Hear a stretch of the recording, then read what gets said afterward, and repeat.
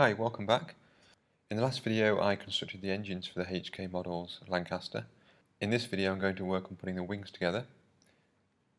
You can see HK have got this unusual construction of the wing, which is one continuous piece. It goes up and it curves around and folds back over, all in one piece, which I presume they've done to reduce problems with seams joining two halves together.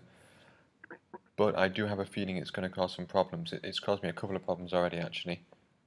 And this isn't even the full wing actually yet. On the end of here we have to put the tip like this.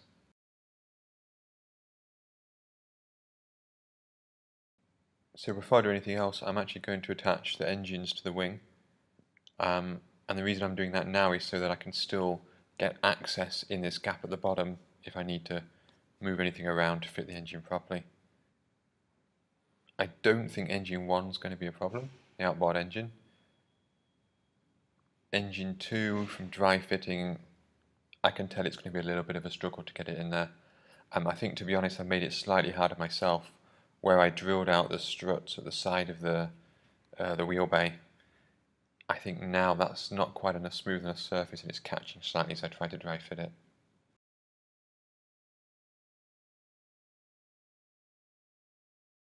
So you can see here I've just painted a little bit of green on the inside of the wing, and I've done that because I think when I put this engine 2 in, I'll be able to see slightly into the wing through these ribs.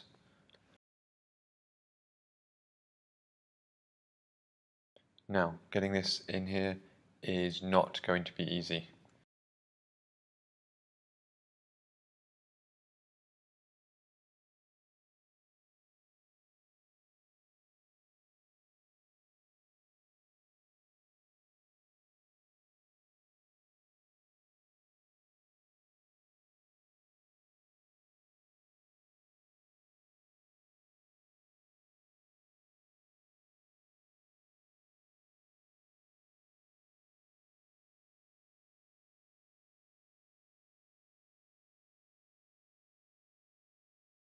And you can see that now I've actually got that in there and everything's flush.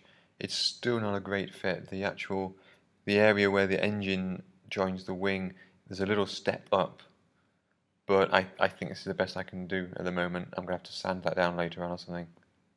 And you can see that as you look through the ribs, you can actually see the green inside the wing, so I'm glad I painted that. Now the real problem is, how am I actually going to glue this into the wing? Because I just effectively dry fitted it just now. There's no way I'm taking this back out to apply glue and try to refit it. That's going to make a gigantic mess. So what I'm going to do to try and keep this engine and wheel well in place, I'm going to try to get some Tamiya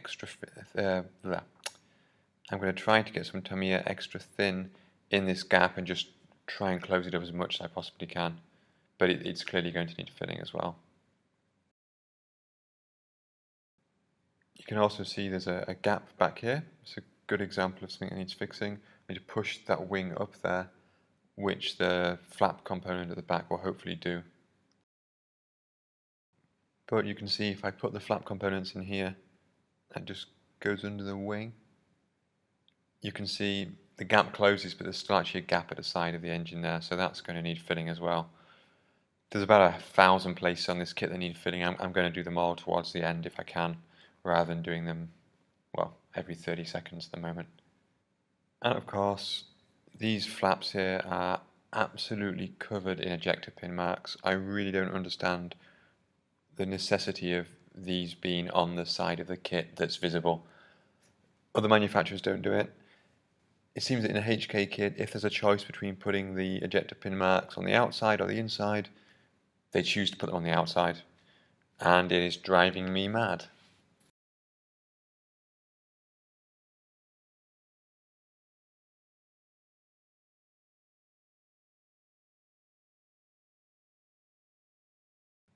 Okay, and then this is the lower part of the flap that just goes in there. You can position the flaps either open or closed. I'm going to have them open, although actually, given the detail, I'm tempted to close them up, but I'm going to leave them open, I think. So I haven't followed the instruction sequence in the construction of the wings.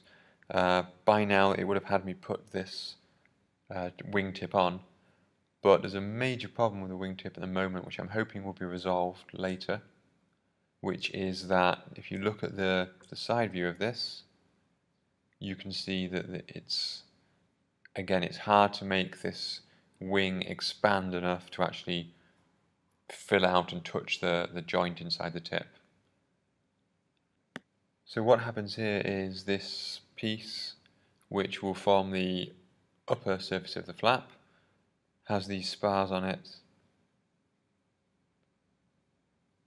and those spars attach to the piece I'm adding now, which is the lower piece of the flap. These struts can actually go in either direction on this piece, but once they're in the kit they will only attach to the other piece in a single direction. The instructions are really not clear on this point, and the angle of the drawing in the instructions gives you no clue as to whether the struts lean to the left or lean to the right. They should lean outwards, away from the body of the aircraft. Okay, so I've given the rear of the wheel well a coat of paint, and now it's time to get these flap assemblies together. So the two plate pieces lay flat here, and once again you can see the fit isn't brilliant. What will be the upper edge of the wing really needs some force to actually make it fit along the flaps, and this gap between the flaps and the lower edge of the wing also isn't very good.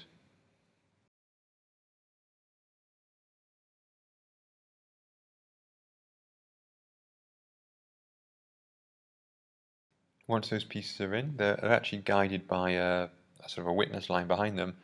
There's still a gap on the left hand side and a gap sort of in the middle here. I'm not sure if that's intentional or not, to be quite honest. It wouldn't surprise me either way. Now hopefully with this gap and this quite poor joint at the top, or what will be the bottom, it will be hidden hopefully by this other piece of the flap, which should hopefully cover it. Okay, you can see here I've just dry fitted the struts and the other half of the flaps. I'm actually not going to glue those in until I've painted the inside of the flaps, so I can hopefully get a little bit of shadow code in there a bit easier if they're not constructed yet.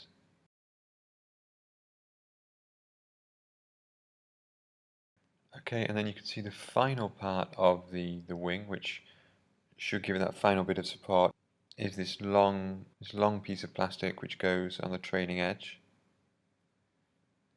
I'm hoping that will give it the final shape that's required. And in fact, with that dry fitted, I can see now that the tip of the wing does have a better meet up now with the rest of the wing, which is good to see. Okay, so I just realized that in the last shot I made a very silly mistake.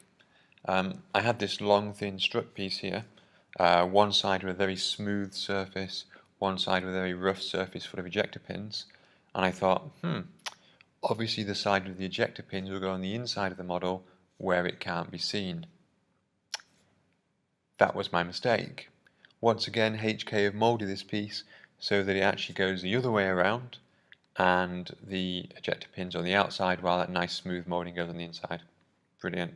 Luckily I hadn't glued it in at this point, I was only dry fitting it, and I came across the problem because the connectors for the aileron require a concave surface, otherwise they won't fit. Now luckily a lot of these ejector pins will actually be hidden as that aileron matches up to them quite closely, so I might not even bother sanding them down, to be honest. But again, it's another example of sloppy design, really. The other thing to notice is that the instructions are wrong for this part of the kit. The L41, L42 here are the wrong way around. The two hooks for holding on the aileron are slightly different sizes. They will actually only fit one way around, so you'll know if you've got it wrong. But yeah, the instructions are wrong, and they're wrong for both wings as well. So with those pieces in place, the wingtip attachment is much better now. There's still a little bit of a step from the wing to the tip, but it's much better than it was.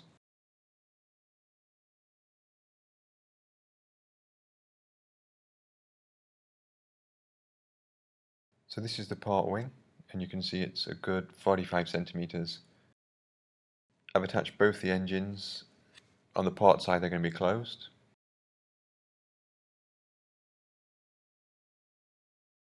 And I'll attach the rest of the flaps later once I've done some painting. And this is the starboard wing. The engines here are going to be open, as I said in the other video. I've attached the inboard engine. I haven't attached the outboard engine because I'm not quite sure how I'm going to do that still, and how I'm going to deal with this blank plate here. Okay, so that's the end of the video for the Lancaster's wings. Thank you for watching. If you want to see more videos about building the HK Lancaster, then please subscribe.